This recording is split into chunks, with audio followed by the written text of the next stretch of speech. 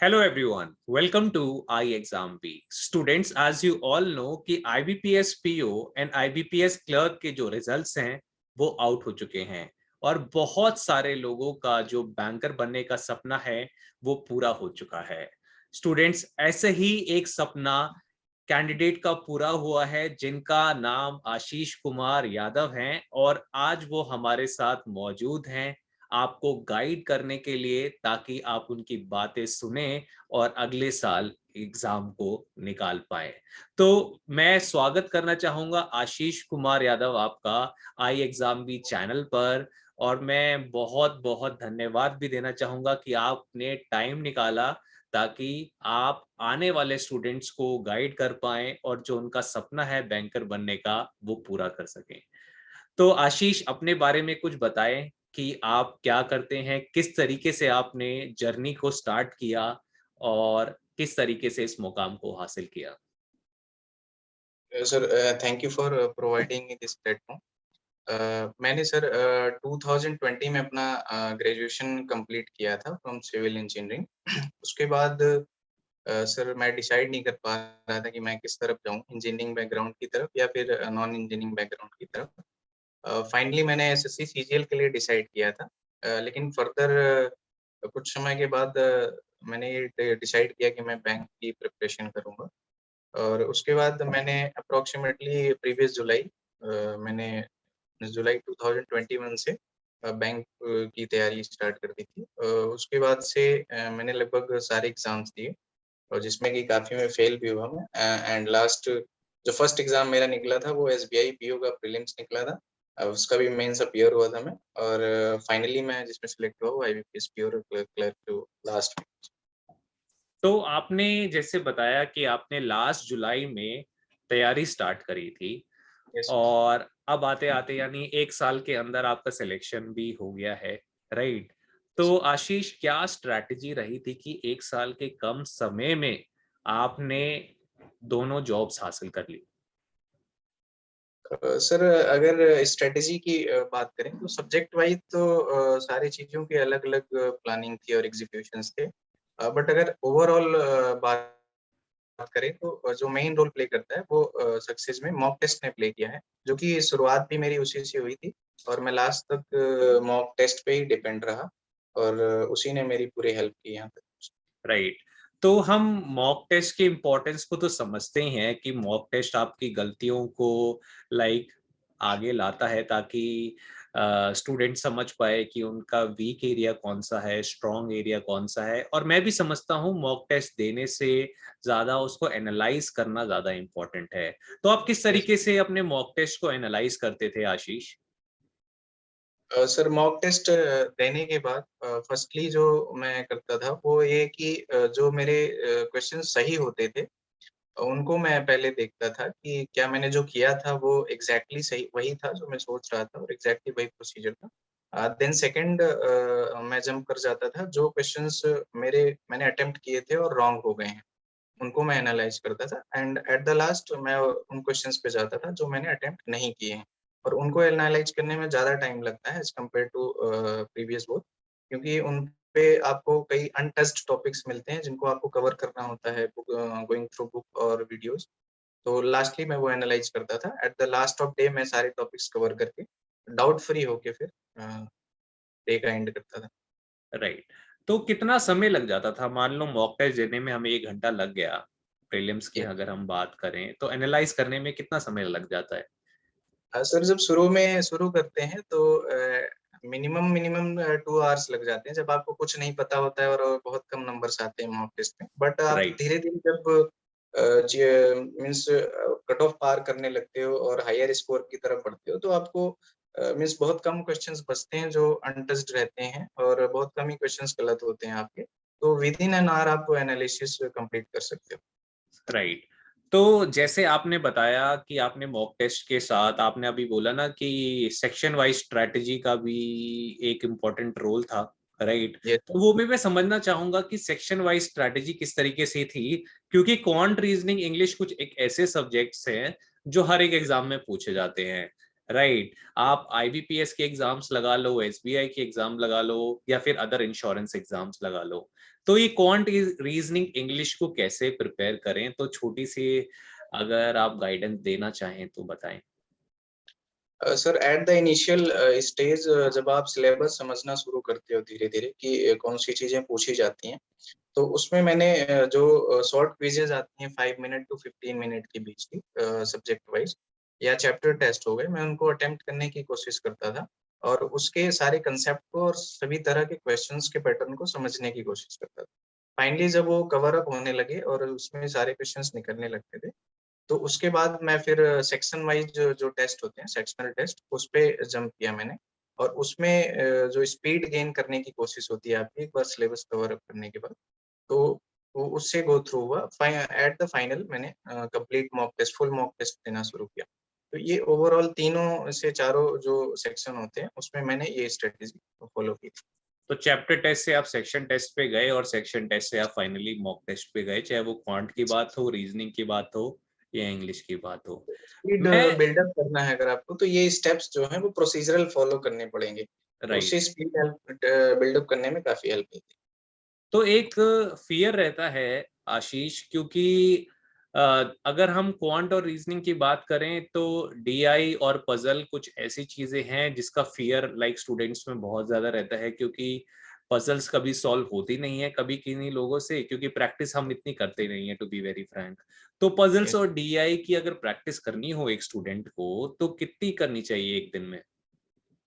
Sir अगर pre की बात करें, तो प्री की पजल्स शुरू में आपको कई बार जब आप इनिशियल में स्टार्ट करते हैं तो 10 टू 15 मिनट भी लग जाते हैं कई बार ठीक पजल सॉल्व करने में प्री की। और एट द लास्ट जब आप फाइनल स्टेज की तरफ बढ़ते हो तो 2 टू 30 मिनट्स में आपके कंप्लीट हो जाती है पजल्स। तो अगर आप ठीक टाइमिंग जोन में आ गए हो तो आप डेली के बेस पे मीन्स अगर सेक्शनल टेस्ट आप 2 से 3 कंप्लीट कर लेते हो पर सब्जेक्ट वाइज, या फिर 15 टू 20 पजल्स आप दिन में कर लेते हो, तो इतनी मेरे हिसाब से पर्याप्त रहती है। टाइप्स ऑफ पजल कवर करने पे ज्यादा ध्यान देना चाहिए as compare to number of question, कि आप राइट। सारे टाइप के पजल एक दिन में कवर करने की कोशिश करो। राइट। और डीआई के बारे में आपका क्या कहना है, क्योंकि मेजोरिटी सेक्शन क्वांट में डीआई से भी आता है। सर डीआई के लिए थोड़े से अरिथमेटिक पोर्शन और कैलकुलेशन पे ज़्यादा ध्यान होना चाहिए। अभी चूँकि सर मैं अगर प्री की बात करूँ तो उतना अरिथमेटिकल डीआई नहीं आती, पर मेंस के पॉइंट ऑफ व्यू से अरिथमेटिकल डीआई आती है, तो कुछ कंसेप्चुअल क्लैरिटी आपकी होनी चाहिए बेसिक मैथमेटिक्स की। और सर प्री की बात करें तो आपकी कैलकुलेशन स्पीड्स जो डीआई में है, वो ही मैटर करती है फाइनली। पर हमें जो तैयारी करनी चाहिए वो तो मेंस लेवल को सोच के करनी चाहिए। अगर हम ऐसा तो नहीं सोच सकते कि हम प्री की तैयारी अलग करेंगे, मेंस की तैयारी अलग करेंगे, क्योंकि सब्जेक्ट तो कॉमन है और सारा साल पेपर चलते रहते हैं। यस। तो हमें कैसे तैयारी करनी चाहिए कि मेंस को हम ध्यान में रखें, क्योंकि जो हाई लेवल को हमने अचीव कर लिया तो छोटा लेवल तो आराम से क्लियर हो जाएगा। सर थोड़ा-सा जो प्री और मेंस की डिमांड होती है दोनों एग्ज़ामों की स्लाइट चेंज होता है। जैसे एक तो जनरल अवेयरनेस का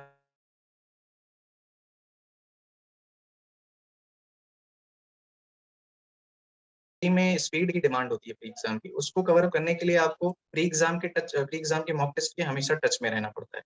और मेंस एग्ज़ाम जो होता है उसमें स्लाइटली नॉलेज डिमांड डिमांड भी होती है कि आपको नॉलेज का बेस भी कवर करना होता है। तो वहाँ पे आप चॉइस बेस्ड एक्शन करते हो और प्री एग्ज़ाम में आपको सर स्पीड भी बिल्ड अप करनी पड़ती है। तो दोनों एग्जाम में ये फ़र्क है जिसको आप अगर गैप को मेंटेन कर सको और डेली कुछ पोर्शन प्री को और कुछ पोर्शन मेंस को अलॉट कर सको, तो उससे बेहतर रिजल्ट आने की संभावना है। राइट। राइट। एक चीज और पूछना चाहूंगा आशीष मैं आपसे, कि जैसे बहुत सारे स्टूडेंट्स ग्रामीण क्षेत्र से होते हैं और यस। इंग्लिश का फियर उनके दिमाग में शुरू से ही होता है। राइट। और आरआरबी की बात छोड़ दें तो इंग्लिश लैंग्वेज तो हर एक एग्जाम्स में पूछी ही जाती है। Interview yes. में भले ही आप हिंदी में इंटरव्यू दे सकते हैं, पर इंग्लिश का टेस्ट तो आपका होगा। तो वो फियर कितना लाजमी है? मतलब मेरे हिसाब से डरने की जरूरत तो है नहीं, क्योंकि हम इजीली कवर कर सकते हैं। तो आपका क्या कहना है इस बात के ऊपर?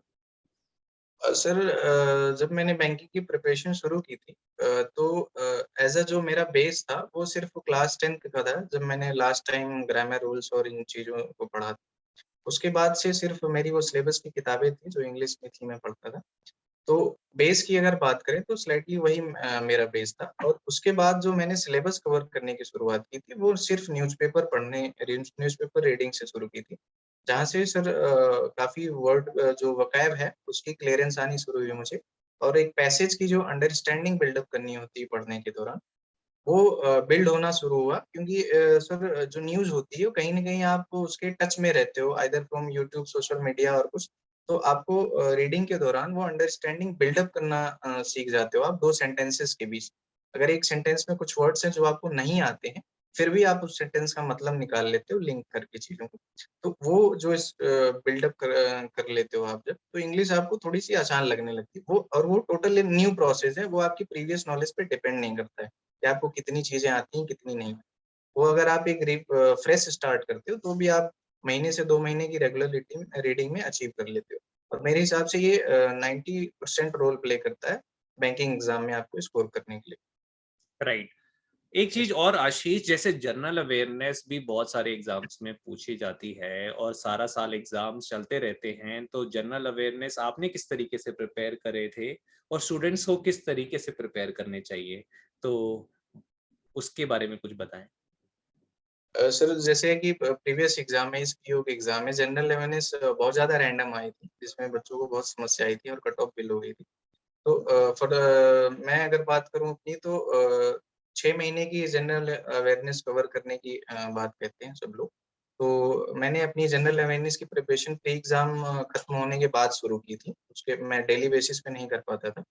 तो मैं 2 टू 3 मंथ ही कंप्लीटली कवर कर पाया था, उससे ज़्यादा मैं नहीं कर सकता था उस टाइम ड्यूरेशन में।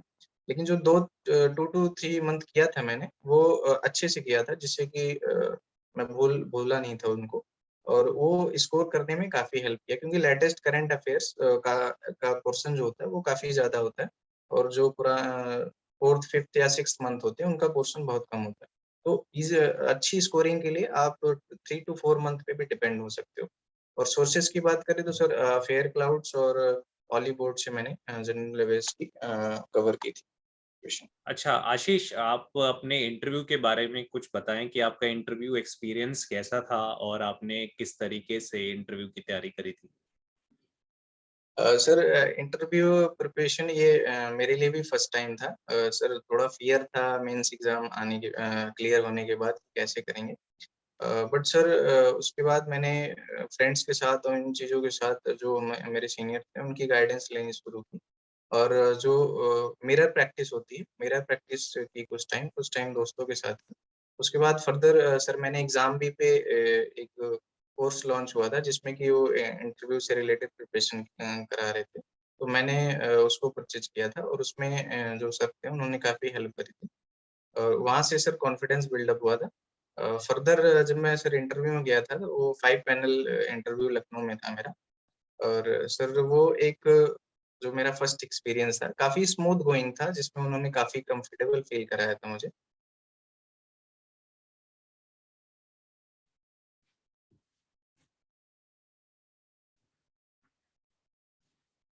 नॉर्मल क्वेश्चंस पूछे थे, और 50% क्वेश्चन उन्होंने बैंकिंग के क्वेश्चन पूछे थे। राइट।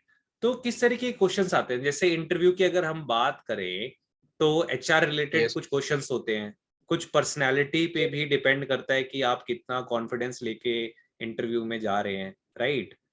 और कुछ यस। बैंकिंग रिलेटेड भी क्वेश्चंस पूछे जाते हैं। तो जैसे हमारा बैंक का जो टेस्ट है वो तो हो चुका है एक तरीके से, तो बैंकिंग रिलेटेड भी क्वेश्चंस पूछे जाते हैं, तो क्या बाइफरकेशन रहता है वो थोड़ा सा स्टूडेंट्स को अगर आप क्लेरिफाई कर पाए तो।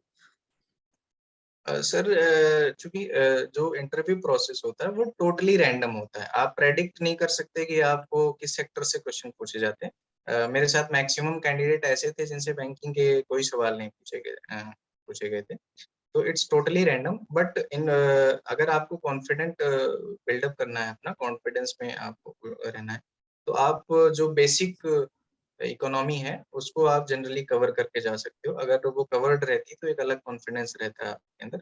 और जो जनरल पर्सपेक्टिव के सवाल हैं, 4 क्वेश्चन्स हैं जो आपके लाइफ से रिलेटेड चीज़ों पे बन सकते हैं। जैसे आप कहाँ से बिलॉन्ग करते हो? आप की क्या हॉबीज़ है? आप इस समय कहाँ रहते हैं? या आप ने ये इस एग्जाम में अपीयर किया तो क्यों किया, प्रायोरिटी से रिलेटेड क्वेश्चंस। ये एचआर क्वेश्चंस आपके वेल प्रिपेयर्ड होने चाहिए। अगर आप बैंकिंग में आना चाहते हैं तो बैंक प्रेफरेंस से रिलेटेड क्वेश्चंस बनते हैं। ये एचआर और बाकी सब बैंकिंग, अगर बेसिक इकोनॉमी की बात करें तो बेसिक टर्मिनोलॉजी आपकी क्लियर होनी चाहिए। और जो एक काफ़ी प्लेटफ़ॉर्म प्रोवाइड करते हैं बेसिक इकोनॉमी और बैंक फाइनेंस की, वो बेसिक आप क्लियर कर लोगे तो आप इंटरव्यू के लिए वेल प्रिपेयर्ड हो सकते हो। Right. Ashish, last piece of advice क्या रहेगी? आपका सिलेक्शन तो हो गया, लाइक और हम चाहते हैं कि आपकी एक वो एडवाइस जो स्टूडेंट्स को हमेशा फॉलो करनी चाहिए ताकि आगे आने वाले एग्जाम्स में उनका भी सिलेक्शन हो जाए। सर, एग्ज़ाम की प्रिपरेशन के दौरान जो थॉट प्रोसेस आते हैं, सर इनिशियल फ़ेज़ में ये प्रोसेस जो थॉट प्रोसेस आता है कि हाँ, कितने समय में हो सकता है, तो जनरल परसेप्शन है कि साल से 2 साल या 1 से 2 अटेम्प्ट लग जाएँगे अपने। तो उस परसेप्शन को दिमाग में पहले नहीं लेना चाहिए, क्योंकि आप विदिन 4 टू 5 मंथ भी ये एग्ज़ाम क्लियर कर सकते हो। और इस परसेप्शन को तोड़ने के लिए आपको उन चीज़ों को देखना चाहिए जिन्होंने किया है, उनकी स्ट्रैटेजी और चीज़ें फ़ॉलो करनी चाहिए और अपनी मीन्स कैपेसिटी पे हमेशा भरोसा करना चाहिए। इन चीज़ों के बिना अगर आप प्रिपरेशन स्टार्ट करोगे तभी आप अपना 100% दे सकते हो इन चीज़ों। और से जो फ़ियर ऑफ फेल्योर होता है, उस फ़ियर ऑफ फेल्योर्स से ओवरकम करने की ज़रूरत पड़ती है बीच-बीच में, क्योंकि आपको इमोशनल सपोर्ट लेना चाहिए अपनी फैमिली से, अपने फ्रेंड से। इन चीज़ों के टच में रहना चाहिए जिससे फ़ियर ऑफ फेल्योर आपके मन पे वो ना हो पाए, जो इससे आपकी परफ़ॉर्मेंस जो है उस पे इफ़ेक्ट ना पड़े। थिर्डली सर, कि जब आप फेल होते हो और फेल होने के बाद जब आप उठते हो तो वो जो पंच अप होता है, जो किक होती है, वो आपकी राइट। सक्सेस में मेन रोल प्ले करती है। तो try to appear in at most examination, जितना ज़्यादा से ज़्यादा आप एग्ज़ाम में अपीयर होगे और फेल होगे, उतना शायद आपको किक मिलेगी उसकी सक्सेस। तो राइट, ये फेल्योर तो से बात आपने बिल्कुल सही कही कि failure teaches you more. Success तो सिर्फ ईगो यस, ही बूस्ट करता है आशीष, राइट? तो जब आप एक बार फेल होते हो और वो जो किक मिलती है आपको दोबारा स्टार्ट करने पे, वही सर सक्सेस तक हो जाती है। Right, right. Thank you so much Ashish. मैं आशा करता हूँ कि आपकी बात, कही हुई बात स्टूडेंट्स सुनेंगे, मानेंगे और उसे इम्प्लीमेंट भी करेंगे, क्योंकि इम्प्लीमेंट करना बहुत ज़रूरी होता है। जो भी एडवाइस हम सुनते हैं जो ऑलरेडी सक्सेसफुल कैंडिडेट है उनसे, तो इम्प्लीमेंटेशन का रोल बहुत इम्पोर्टेंट है। तो मैं आपका धन्यवाद देना चाहूँगा हमें टाइम देने के लिए और हमारे स्टूडेंट्स को गाइड करने के लिए। इसी के साथ दोस्तों मैं आपसे अलविदा लेना चाहूंगा और एक बात और बताना चाहूंगा कि I exam bee has launched ultimate be banker course, जो वादा करता है कि 2 साल में आपका किसी भी बैंकिंग और इंश्योरेंस सेक्टर में सिलेक्शन करवा कर रहेगा, नहीं तो आपके पूरे पैसे वापस कर दिए जाएंगे। तो इसी के साथ हम अलविदा लेते हैं। आपको अच्छा लगा होगा आशीष कुमार यादव की बातें सुनकर, और ऐसे ही सक्सेस स्टोरीज के साथ हम फिर से हाजिर होंगे। Thank you thank you. Everyone, and thanks for watching I exam B.